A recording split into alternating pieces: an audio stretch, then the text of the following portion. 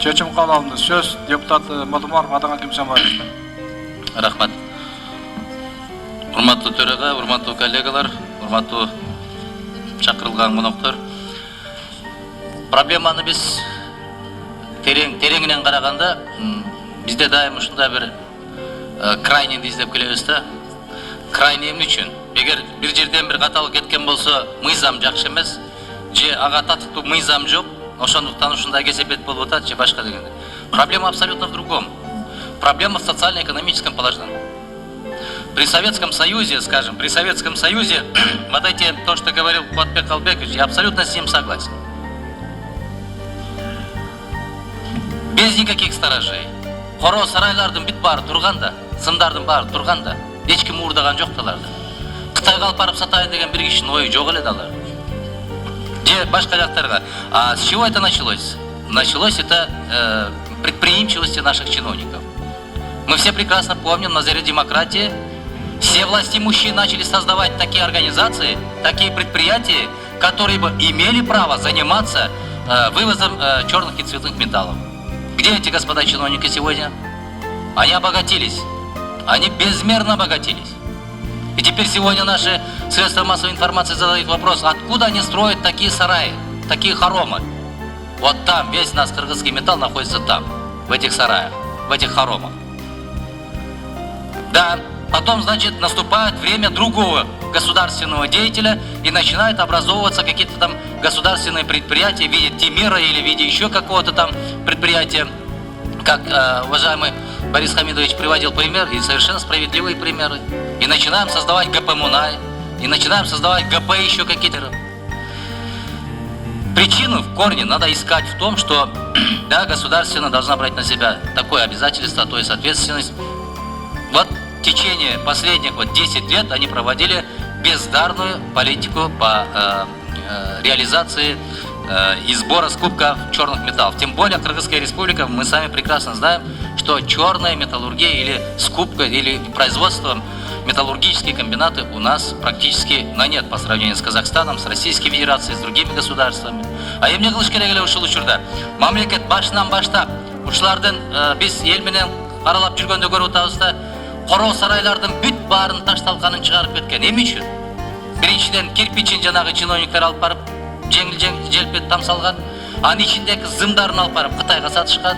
Даже лоток, великолепная ирригационная система, лотоктор тоонун арасында билесиздер. Ошонун бүт баарын цементтерин чагып, ичиндеги бир лотоктон көп болсо бир 15 килограмм же 10 килограмм бир зым чыгат.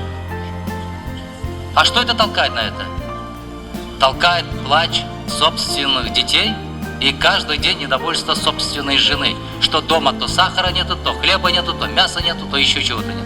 Вот это толкает наших мужчин, барып ошолордун бүт баарын таш талканын талкалап, анан келип туруп за бесценок, опять-таки лицензиясы бар, бир фирмага алып барып тапшырып берип, а лицензиясын кимге берет? Биз прекрасно билебиз. Ар бир министрдин бүгүнкү күндө буга берсең дагы күйгөнүң ошол. Тиге берсең дагы күйгөнүң ошол. Себеп Кыргызстанда Турсунбай Бакир уулу урматтуу депутатыбыз турат, ыйман кеткен азыр биздин жетекчилерде. Петровдон алып Сидоровго берген, Сидоровдун дагы курсагы ачка. Сидоровдон алып Федоровдун дагы кекиртеги кекилдеп турат. Биз түйүнөн алып караганда мамлекеттик подходду жасашыбыз керек деп эсептейм да. Мына Оштогу насосный завод или Бишкектеги Сельмаш завод, Токмоктогу стекольный завод. Bizde жанагы арендага берип койдук, ошол за погашение внешних задолженностей. Ничего подобного. Они там месяц, полгода, год будет действительно ошондой кылып иштетип турат дагы биз арендага алдык деп. Практически идет вывоз. Вывоз технологий, вывоз станков. Мы прекрасно знаем, где сотни и сотни башенные краны, которые возвышались, как наши минареты по территории Кыргызской республики. Башенный кран көрө албай калдык азыр. Где они сейчас?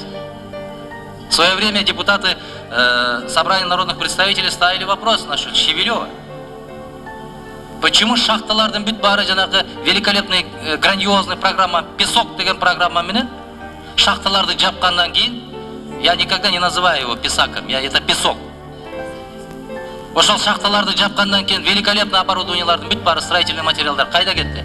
Жарым Россияга кетти, жарымы Кытайга кетти. Мына кеп проблема, трагедия Арзамат Жапарович ушул жерден башталган. А биз айтып атабыз, элдер жанакы Баткендеги свалкалардан издеп, мына Бишкектин свалкаларынан издеп, 10-15 килограмм темир таап келип, скупка жасап, ошолорго сатып оокат кылып аткандар. Нет. Этим занимались исключительно государственные чиновники. Этим занимались, вот оттуда и коррупция, Подкалбекович. Вот это и порождало коррупцию. Башынын экранды бир жөнөкөй жумушчу чабан же шахтер алып барып саталган жок. Станокторду сатып алып чыгалган жок жөнөкөй кыргыздын гражданины. Этим занимался весьма и весьма уважаемые государственные чиновники, этим занимались. Сейчас идет дележ, влияние. Biz ушул жагын алып калышыбыз керек, эми жок дегенде ушунун куйругун басып калышыбыз керек деген. Поздно, но лучше поздно, чем вариант правительства. Правительство хоть с опозданием, но она токтотолу ушуну акылыбызга келели деген мезгил келип калган экен. Дооронбек Садырбаевич айткандай, бир этегине түшүп калган анча-мынча буудай болсо ошону кармап калалы деген жанталпастык аракет болуп атат. Биз депутаттар ушуну колдошубуз керек.